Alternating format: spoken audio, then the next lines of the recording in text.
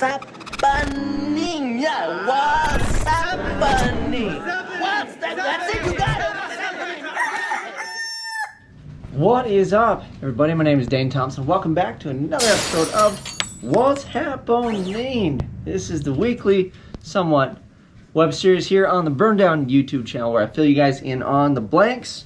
And I figured it was about time that I made one of these things, considering I don't have a terrible amount to talk about, but people are asking me where my videos are.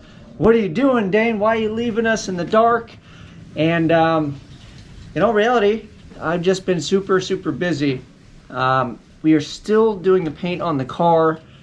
I literally just barely realized that it is 2021. And I'm not just saying that to be funny. That's how busy I really am. I don't get a lot of sleep. I pretty much work around the clock, trying to make videos, work on, customer projects, and work on my car, and have a life in general, and everything in between. So sometimes the videos will lag. Other times I can kind of prioritize those and make them. But ultimately, because I keep going down the paint rabbit hole on the Malibu, I feel like I'm just beating you guys over the head with it because it's kind of redundant, because I basically did all the flames and now I'm just doing it on the top and back of the car. So it's the same videos. So I don't feel like making the same thing and spending the time to edit that really brings you guys any value. With that being said though, I guess we can talk about stuff moving forward. So first and foremost, before we get way into stuff, I feel like I may be kind of an outlet for a lot of you guys, because if you haven't noticed or looked outside or turned the TV on, the sky is officially falling from what they are telling everyone. Well, let me just say this. I don't want to get into the whole matter of things, but what I would like to say is a lot of, life in general is driven by emotion. And if you start watching things, you're paying attention to things that are really starting to get to you, whatever that may be. It could be a multitude of things, but especially like, what the TV and news and everything's kind of showing you. Maybe you just turn the TV off and maybe you go pick up a project, or you listen to some music you like, take up some custom painting, draw something, go hammer nails into a board until you feel better. I don't know what to tell you, but if you feed the machine, it's not good. And the machine runs on, emotion and fear and anger and all those fun things. It's like Facebook for the most part. The stuff's toxic, and if you feed it, what you're feeding is what you're getting back out of it. So just think of it like that. If it's something you're excited about, like your car project, or a vacation, or something moving forward, or a new job opportunity, or just a life opportunity in general, maybe spending some time with your family, riding scooters, wearing mustaches with your 5-year-old, if you put effort and emotion into that, guess what you're getting back out? You're getting memories, happiness, something to look forward to, things like that. If you're just feeding the machine with anger and fear and whatever else, animosity and all those other emotions, well, guess what's coming back out? I mean, hopefully you're picking up what I'm putting down. I don't want to drag this out into that kind of a vibe, but I feel that it's important because I feel obligated, because I have followers. I got 6,000 plus of you guys that like my videos and watch my stuff. So I said I'd start giving a little more of my opinion based on things. We're not going to get real wild with stuff, but if I feel like the sky's falling down, you guys need a little reassurance, I'm not here just to smile and be hokey dokey. I'll give you a reason why I am the way I am. Not just, it's not a fake smile all the time. I legitimately am happy with the choices and decisions and where my life has taken me, and that is all based on what I have accomplished and achieved. I'm not rich by any stretch. I don't have a mansion, but I do get to do what I love. I have a great family behind me.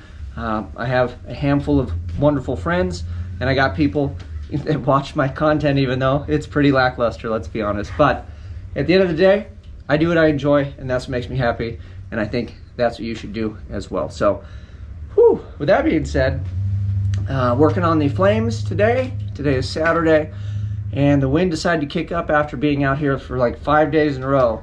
And it was beautiful every single day.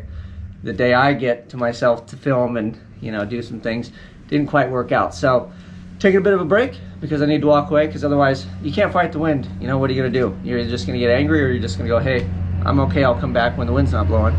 and figured I'd make you guys a quick video. As far as the motor goes, somebody asked me, so let's get into nitty-gritty stuff.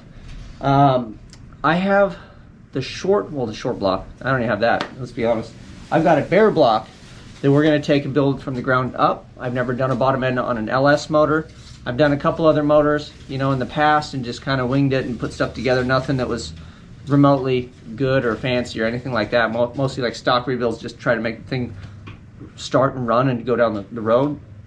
Nothing like trying to put mega horsepower through something that, you know, probably didn't have it from the factory. So I've got the aluminum 6.2. It has a stock crank.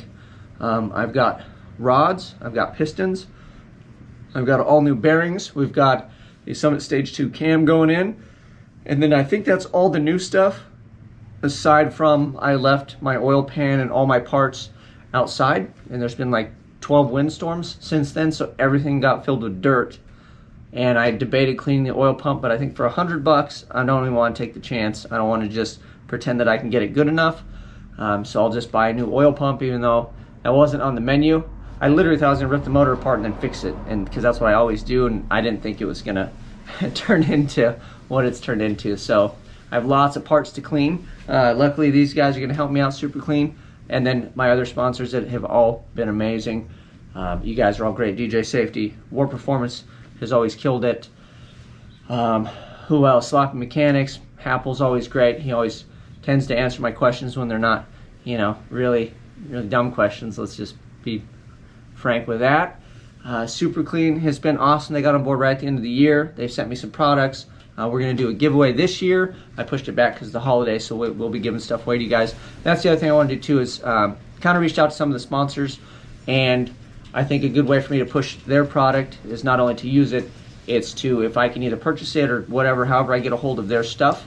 I will spend my own money on my sponsors' products if need be. Like I will buy belts probably from DJ Safety and give those away. I'd like to get a throttle body from War. I'd like to purchase that and give that away. Super Clean, they were nice. They already set something up. They're going to send some product my way, and then we'll distribute that. But I'd like to kind of shine a light on the people that are helping me get to where I'm going, because ultimately I've got some pretty big aspirations. I don't have the bank account to kind of match that, but Goonies never say die, and we're going to pull it off. And I'm pretty well talking about Rocky Mountain Race Week. This year is my big goal.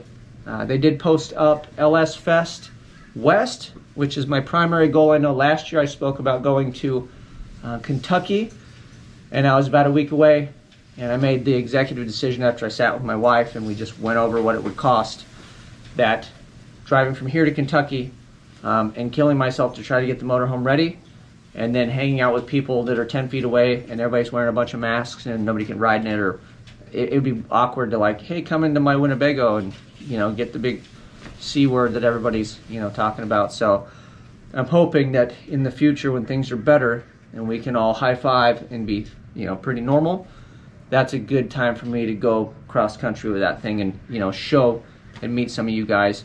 Other than that, I think Rocky Mountain Race Week is more of a selfish thing. That's me trying to race, prove myself and my skill set in my car and have some fun.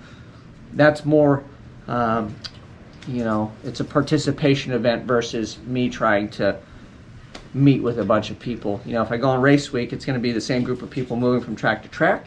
I'm sure I'll make a lot of friends, but at like an LS Fest, that's me camping with my motorhome, you know, barbecuing, hanging out, telling stories, listening to stories, and that's my opinion for what that's for. Of course, I'm going to be running the car, the motorhome, or whatever I can, but ultimately I'll be spending a lot of time in one spot with a lot of people is the goal for that. So if that makes sense or not. But that is about it. So we are getting to the finish line. The wind got me today. I'm still hoping if the wind goes away, I'm just going to pull a crackhead all-nighter as I usually do, and I'll just sit out here and finish all the back tape and everything by flashlight if I have to. And then hopefully tomorrow, I'd really like to get some color and some clear, but I feel like I'm pushing it, so maybe just color by tomorrow if we can on the car. And then it is on to motor building, which I know you guys are excited about. Also, Joey Govia hit me up quite a while ago, and he was like, hey, you know anybody that needs an intake manifold? And I'm like, oh, what is it? And so we went back and forth, and I ended up with a complete different intake manifold and some 220 injectors. So we're going to change the setup again. I showed you guys those fuel hats, so we're going to do intake fuel pumps. We're going to do two, I think they're the 500 series, the Hellcat pumps. So those will be intake. They'll be a lot more quiet. They should provide the fuel I need. So we're going to revamp the fuel system. We got changes coming to the engine configuration. Transmission's the same. I got a new converter in there from Ryan Jans. It's going down. We got a new converter that's going to go in the Twinnebago as soon as I get back on that project from Ryan Jans as well. If you guys watch Sloppy Mechanics, he did a wonderful job of just explaining the hell out of converters for anybody that is willing to listen.